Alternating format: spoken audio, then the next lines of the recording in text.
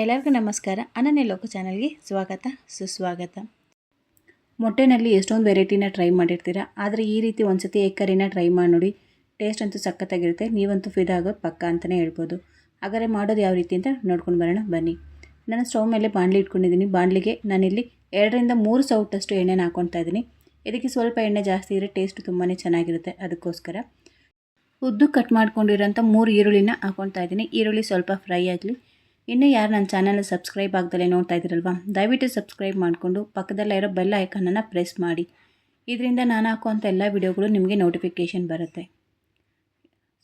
ಈರುಳ್ಳಿ ಸ್ವಲ್ಪ ಫ್ರೈ ಆದ ನಂತರ ನಾನು ಇದಕ್ಕೆ 1/4 ಸ್ಪೂನಷ್ಟು ಟರ್ಮರಿಕ್ ಪೌಡರ್ನ ಹಾಕ್ಕೊಂಡಿದ್ದೀನಿ. ಅದನ್ನು ಕೂಡ ನೀಟಾಗಿ ಮಿಕ್ಸ್ ಮಾಡಾದ ನಂತರ ನಾನಿಲ್ಲಿ ಶುಂಠಿ ಬೆಳ್ಳುಳ್ಳಿ ಪೇಸ್ಟನ್ನು ಹಾಕ್ಕೊಳ್ತಾ ಇದ್ದೀನಿ. ನಾನು ಇದಕ್ಕೆ 2 ಸ್ಪೂನಷ್ಟು ಶುಂಠಿ ಬೆಳ್ಳುಳ್ಳಿ ಪೇಸ್ಟನ್ನು ಹಾಕ್ಕೊಳ್ತಾ ಇದ್ದೀನಿ. ಇದನ್ನು ಕೂಡ ನೀಟಾಗಿ ಮಿಕ್ಸ್ ಮಾಡ್ಕೊಳ್ಳೋಣ. ಈ ರೀತಿ ನೀವು ಒಂದ್ಸತಿ ಚಪಾತಿಗೆ ಅಥವಾ ಪೂರಿಗೆ ಅಥವಾ ಬಿಸಿ ಅನ್ನದ ಜೊತೆಗೂ ಕೂಡ ಮಾಡ್ಕೊಂಡು ತಿಂದ್ರಂತೂ ತುಂಬಾ ಟೇಸ್ಟು ಚೆನ್ನಾಗಿರುತ್ತೆ ಅಂತಲೇ ಹೇಳ್ಬೋದು.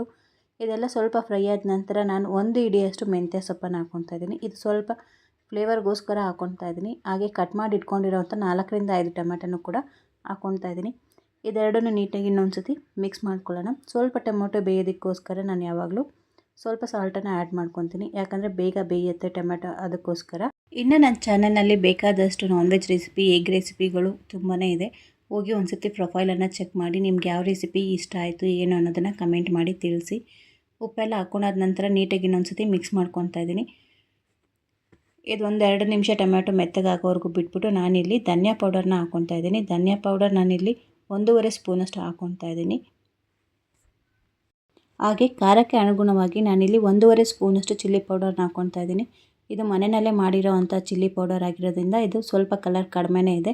ಹಾಗೆ 1 ಸ್ಪೂನಷ್ಟು ನಾನಿಲ್ಲಿ ಎಗ್ ಮಸಾಲ, ಹಾಗೆ 1/2 ಸ್ಪೂನಷ್ಟು ಗರಂ ಮಸಾಲನೂ ಕೂಡ ಹಾಕ್ಕೊಂಡಿದ್ದೀನಿ.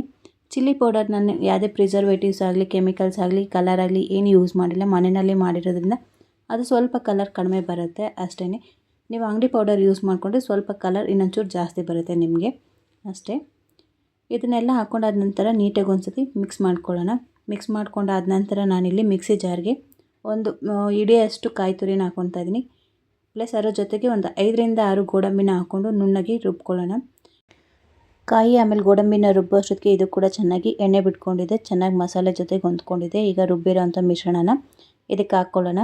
ಇದಕ್ಕೆ ಸ್ವಲ್ಪ ಗೋಡಂಬಿ ಹಾಕಿರೋದ್ರಿಂದ ಬೇಗ ತಳ ಹಿಡಿಯುತ್ತೆ, ಹಾಗಾಗಿ ಉರಿನ ಕಡಿಮೆ ಮಾಡಿಕೊಂಡು ತಿರುಗಿಸ್ಬೇಕಾಗುತ್ತೆ, ಇಲ್ಲಾಂದರೆ ಬೇಗ ತಳ ಹಿಡ್ದಂಗೆ ಆಗುತ್ತೆ. ಅದಕ್ಕೋಸ್ಕರ ಇದನ್ನು ನೀಟಾಗಿ ಮಿಕ್ಸ್ ಮಾಡಾದ ನಂತರ ನಾನು ಅದೇ ಜಾರಿಗೆ ಇನ್ನೊಂದು ಅರ್ಧ ಲೋಟದಷ್ಟು ನೀರನ್ನು ಕೂಡ ಹಾಕ್ಕೊತಾ ಇದ್ದೀನಿ. ಯಾಕಂದರೆ ಸ್ವಲ್ಪ ಅದರಲ್ಲೇ ಇರುತ್ತಲ್ವ ಕಾಯಿ ಅದೆಲ್ಲ, ಹಂಗಾಗಿ ಮಿಕ್ಸಿ ಜಾರ್ಗೆ ಅರ್ಧ ಲೋಟ ನೀರನ್ನು ಹಾಕ್ಕೊತಾ ಇದ್ದೀನಿ. ನಾನು ಇದನ್ನು ಚಪಾತಿಗೆ ಮಾಡೋದ್ರಿಂದ ಒಂದು ಸ್ವಲ್ಪ ತೆಳ್ಳಗೆ ಇರಲಿ ಅನ್ನೋದಕ್ಕೋಸ್ಕರ ಮೀಡಿಯಮಾಗಿ ಮಾಡ್ತೀನಿ. ನೀವು ಸ್ವಲ್ಪ ಇನ್ನೊಂಚೂರು ಗಟ್ಟಿಗೆ ಬೇಕು ಅಂದ್ರೂ ಕೂಡ ನೀರನ್ನು ಕಡಿಮೆ ಹಾಕ್ಕೊಂಡ್ರೂ ಕೂಡ ಸಾಕಾಗುತ್ತೆ.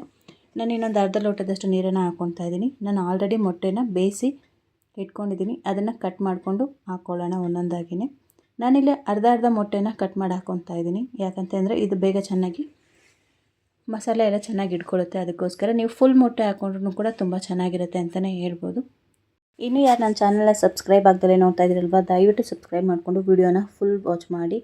ಈ ವಿಡಿಯೋ ಇಷ್ಟ ಆದರೆ ನಿಮ್ಮ ಫ್ರೆಂಡ್ಸು ಫ್ಯಾಮಿಲಿ ಜೊತೆಗೂ ಕೂಡ ಶೇರ್ ಮಾಡಿ ವಿಡಿಯೋನ.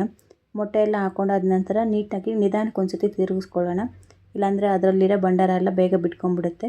ಸೊ ಹಂಗಾಗಿ ನೀಟಾಗಿ ನಿಧಾನಕ್ಕೆ ತಿರುಗಿಸ್ಕೊತಾ ಇದ್ದೀನಿ. ಇದೊಂದು 5 ನಿಮಿಷ ಬಿಟ್ಟರೆ ಬಿಸಿ ಬಿಸಿಯಾದ ಎಗ್ ಕರಿ ಸವಿಯಲು ಸಿದ್ಧವಾಗಿರುತ್ತೆ. ಒಂದು ಸತಿ ಟ್ರೈ ಮಾಡಿ ನೋಡಿ, ತುಂಬಾ ಚೆನ್ನಾಗಿದೆ ಟೇಸ್ಟು. ನೀವು ಕೂಡ ಹೇಳ್ತೀರಾ ತುಂಬ ಚೆನ್ನಾಗಿದ್ದು ಟೇಸ್ಟು ಅಂತ. ಕಮೆಂಟ್ ಮಾಡಿ ತಿಳಿಸೋದನ್ನು ಮಾತ್ರ ಮರಿಬೇಡಿ. ಇಲ್ಲಿವರೆಗೂ ವಿಡಿಯೋ ನೋಡಿದ್ದಕ್ಕೆ ನಿಮ್ಮೆಲ್ಲರಿಗೂ ತುಂಬ ಹೃದಯದ ಧನ್ಯವಾದಗಳು.